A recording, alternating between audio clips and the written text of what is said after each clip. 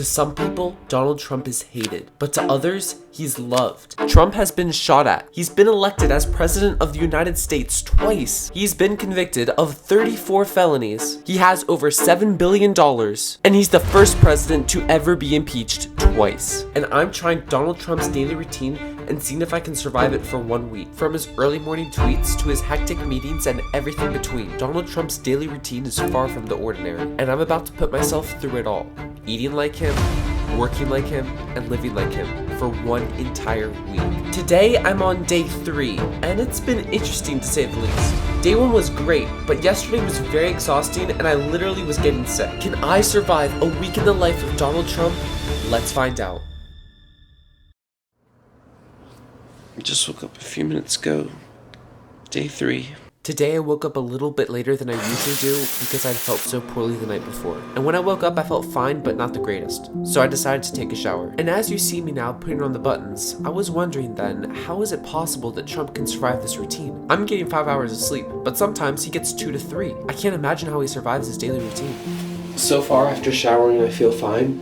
It's around 6:30 in the morning. And last night I felt terrible, but this morning I feel not perfect, but a lot better than last night for sure.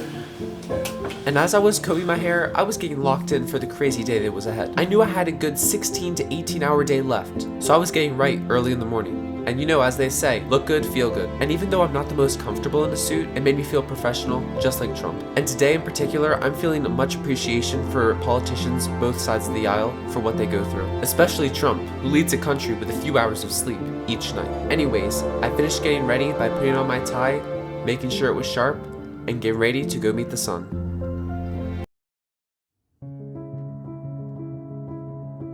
So I started the day by reading the newspaper, something that Trump loves to do every morning, but it was very relaxing just to read the paper and do something chill that I never really do. But am I missing out at all that I don't usually read the paper? Not at all. And one main reason why Trump loves reading the newspaper is because he loves to see what people are saying about him on articles. And if there's something he disagrees with that's controversial about him, he'll call the newspaper out and correct them on his favorite social media, X. After I read the newspaper, I went right to the TV, what Trump does usually every morning, and caught up on the news there.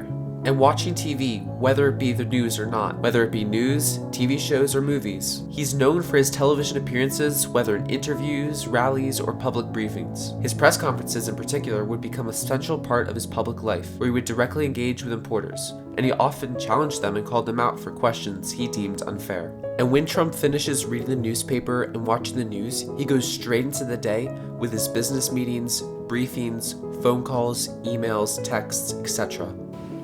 It was a very chill time of me hopping into some business meetings and phone calls. And since I'm on winter break, I also did a bunch of homework as well during this time. And after 3 days of waking up between 5:30 and 6:30, I've noticed that my productivity increases earlier in the morning. So if I'm studying from 6 to 9, that's when I'm most focused. But later in the day in the morning, I just get drowsy. I'm guessing that's because I woke up early. And maybe Trump, like me, is very productive in the early morning as well. And being focused and being productive in the early morning is good, but it's not very healthy for your sleep schedule. And so far business meetings are going pretty well. I mean, I don't feel tired at all, and it's 7:15 in the morning, so this is great. And once I saw that the moon was setting and the sun was rising, I knew it was time for breakfast. And Trump's all-time favorite breakfast is home-cooked bacon and eggs. Donald Trump has mentioned that a quick and easy breakfast for him are eggs and bacon as a typical morning meal. In various interviews and profiles, it has been reported that Trump often eats a breakfast of scrambled eggs or fried eggs, and sometimes a side of pancakes along with it. The fried egg and bacon were extremely good. They were almost as good as my day 1 breakfast, which was the Egg McMuffin. I also had a little bit of toast with honey on it. I literally devoured the food in 2 minutes or less. Once I finished breakfast and brushed my teeth, it was back to the phone calls and texts. During this time, I chatted with a few friends and took a break from the homework I was studying. Once I finished chatting with friends, it was right back to homework. But if he's not at the White House, he takes a walk around one of his properties. But like I said yesterday, I don't live at the White House and I don't have any beautiful properties that I own. So I got more clips from yesterday when I went out of state to the beautiful park.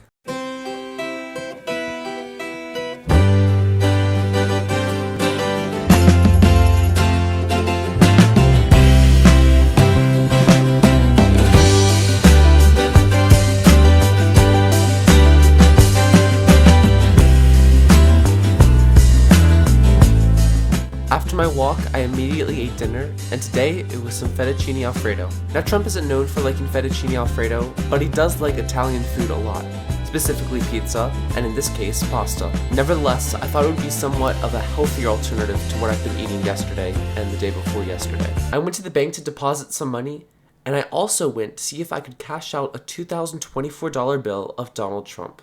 So I'm going to see if I can deposit this $2024 bill of Trump on it, and if I do, it's going to be the greatest thing that ever happened to my life.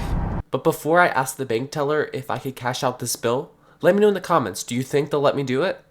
And I was wondering, in the light of the coming election, would I be allowed to cash this out for $2,024? No? Oh, I thought it'd be worth it. It's all good. So unfortunately, the teller did not want my Trump bill, but that's fine because I was just doing it as a joke anyway. Once I got home from the bank, I sat down and ate some dinner. Today it was meatloaf, which Trump really enjoys. It's one of his favorite lunch foods, and he eats it for dinner as well. Trump's favorite meatloaf is Melania's home-cooked meatloaf. And after dinner, I was so tired, I changed out of my suit and into my pajamas. Because I'm going to need some sleep if I'm going to get through this week.